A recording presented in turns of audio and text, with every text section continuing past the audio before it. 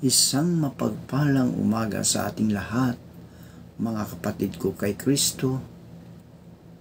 Mula sa The Solid Rock Morning Devotion, isang kagalakan na muli tayo ay makapagbulay-bulay sa salita ng Panginoon sa umagang ito.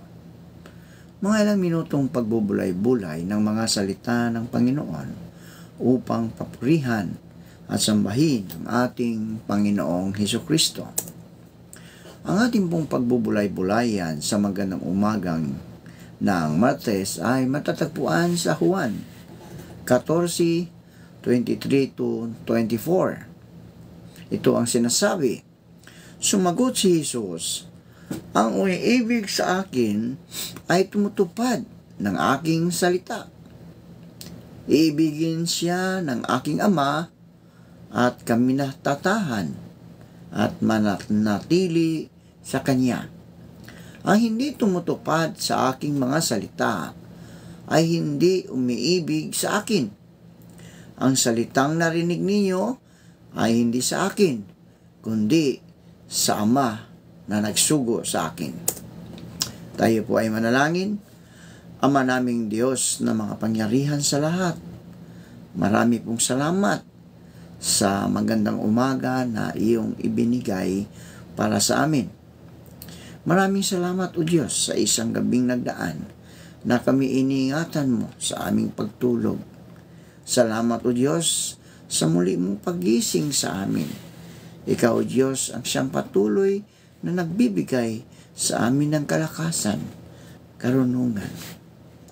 Sa umagang ito o Diyos, patuloy namin inilalapit sa inyo ang aming mga kaibigan na may mga karamdaman.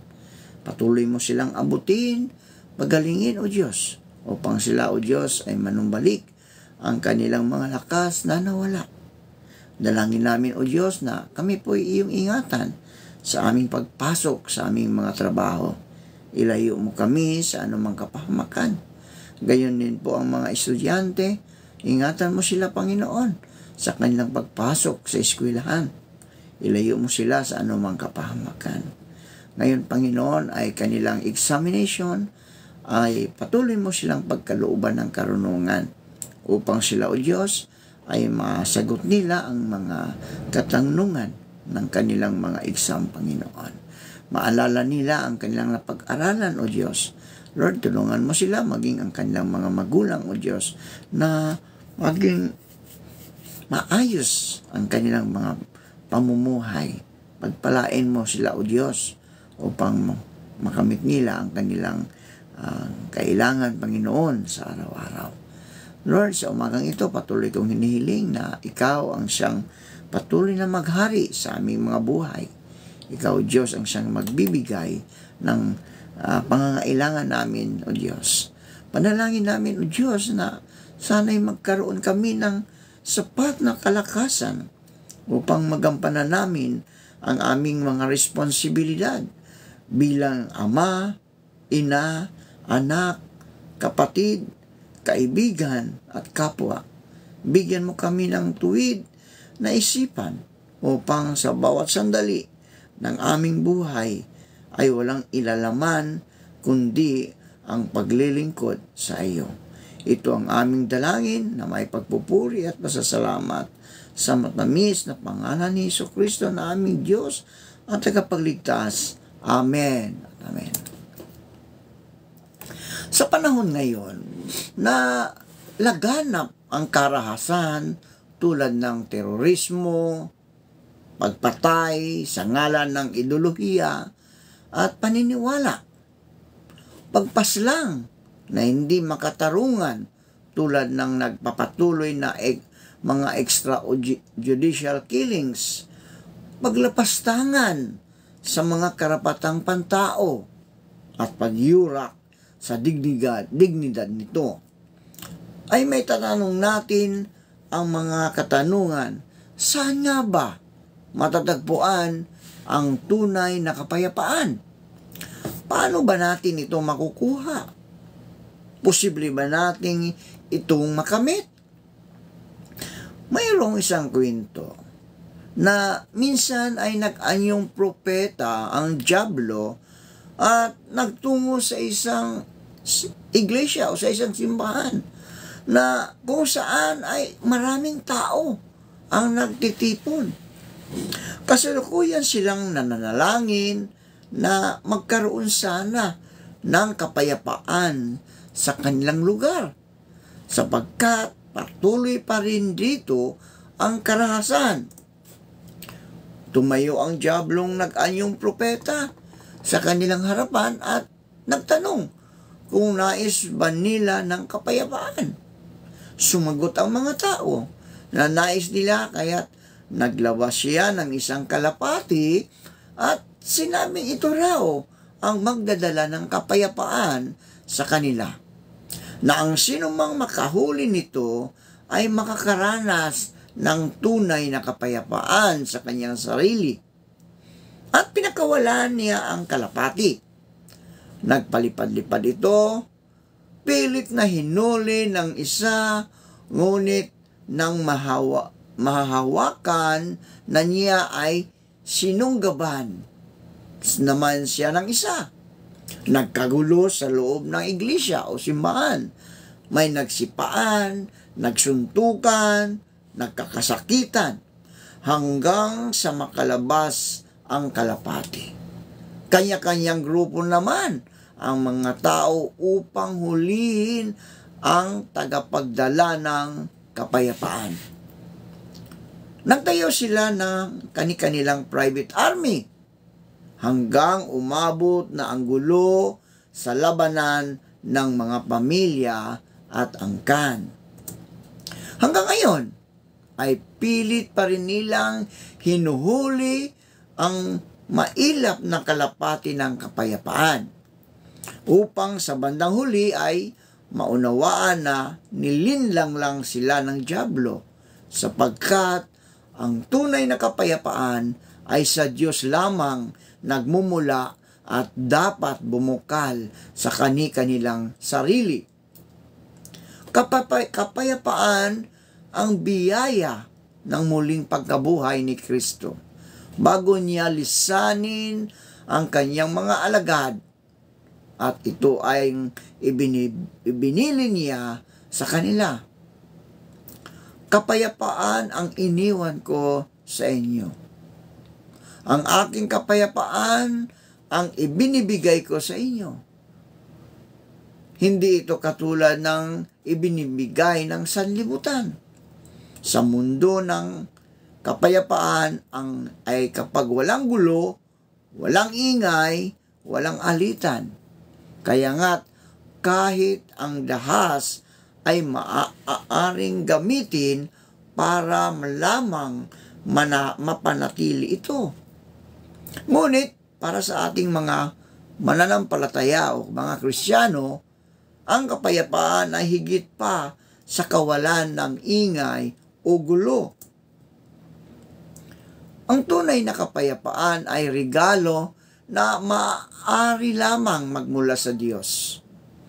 Kaya nga ang kapayapaan ay kaganapan ng buhay, na kung saan ay nakararanas ang isang tao ng kapanatagan sa kanyang sarili. Nangangahulugan ito ng maayos na pakikitungo sa apat na aspeto ng ating buhay. Sa mga Hudyo, ang salitang shalom, na ang ibig sabihin ay kapayapaan, ay nangangahulugan ng mabuting relasyon sa Diyos, sa kapwa, sa ating sarili, at sa kalikasan o kapaligiran. Ganito rin ang kaganapan ng kapayapaan na dulot ng muling pagkabuhay ni Hesus. Una ay ang manatili sa pag-ibig ng Diyos.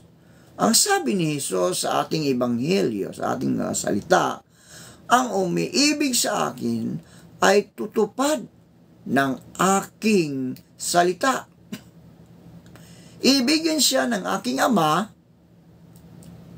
at kami sa Kanya at mananahan sa Kanya. Ibig sabihin, mananatili ang Diyos sa atin kung mananatili tayo sa Kanya sa pamagitan ng masusing pagtupad sa Kanyang mga ipinag-uutos. At ano ba ang ipinag-uutos niya sa atin? Ang pag-ibig ni Hesus ay pag-ibig na walang pinipili. Ibig sabihin, mahalin natin hindi lang ang kaibig-ibig sa atin, ngunit maging ang taong may sama tayo ng loob o hindi natin mapatawad. Pangatlo, ay ang tamang pagmamahal sa sarili na may paggalang. Yan. Ingatan natin ang buhay na kaloob sa atin ng Diyos. Ito ay regalo galing sa Kanya, kaya't pahalagahan natin ito, mga kaibigan. Huwag tayong gagawa ng anumang bagay na makakasira sa ating katawan, tulad ng pagkakagululong sa mga bisyo at sa mga gawaing bumababoy sa dignidad ng ating pagkatao. At ang pang-apat ay ang pag-iingat at pag-aalaga sa kalikasan na tulad ng buhay ay ipinagkatiwala lamang ng Diyos sa atin. Ito marahil madali nating makaligtaan masyado kasi tayong entitled sa mga ibinibigay sa atin ng Diyos tulad ng mga biyaya ng kalikasan. Kaya binabaliwala natin ito. Kung pakikinggan natin, ay maririnig natin ang pag-aangal ng kalikasan sa maraming pagsasamantala at pagsira ng tao sa mga ito. Pahalagahan, alagaan, at pagyamanin natin ang kayamanang ipinagkaloob sa atin ng Diyos. Natapos na ang eleksyon, mga kaibigan. May mga naiproklama ng kandidato. Ipagdasal natin na sana ay makamit natin ang kaganapan ng kapayapaan sa mga taong naihalal natin sa pamumuno sa ating gobyerno. Na sana sila rin ay maging mga taong makadiyos na nanatili sa kanyang pag-ibig sa pamagitan ng pagsunod sa kanyang utos. Na sana sila rin ay maging makatao, may pagmamahal sa iba at paggalang sa sarili. At huli sa lahat, na sila ay makakalikasan na marunong magpahalaga, mag-alaga, at magpayaman sa mga biyaya ng nilikhang ipinagkatiwala ng Diyos sa atin. Magtiwala tayo na pasasaan ba't makakamit din natin ang kaganapan ng kapayapaang handog ni Kristo. Mangyari ito kung buo nating ipagkatiwala ang ating buhay sa Kanya at hindi sa sanlibutang huwad na kapayapaan ang ibinibigay. Manalangin tayo. Marami pong salamat, Panginoon, sa salita na aming napakinggan sa magandang umagang ito. Salamat, O Diyos, sa kapayapaan na ibinibigay mo o inialok ninyo sa amin, Panginoon, na kami ay magtiwala sa inyo, magtiwala sa aming Diyos, upang kami makamit namin ang kapayapaang tunay na nanggagaling sa aming Panginoong Hesukristo. Salamat, O Diyos, sa lahat ng ito. At dalangin ko, O Diyos, na pagpalain mo po ang lahat ng nakikinig sa umagang ito. Ilayo mo sila sa kapahamakan. Ilayo mo sila sa mga pagsubok at tukso. Tulungan mo sila sa lahat ng kanilang mga pangangailangan. Maraming salamat po sa pangalan ni Jesus na aming Diyos at tagapagligtas. Amen at amen.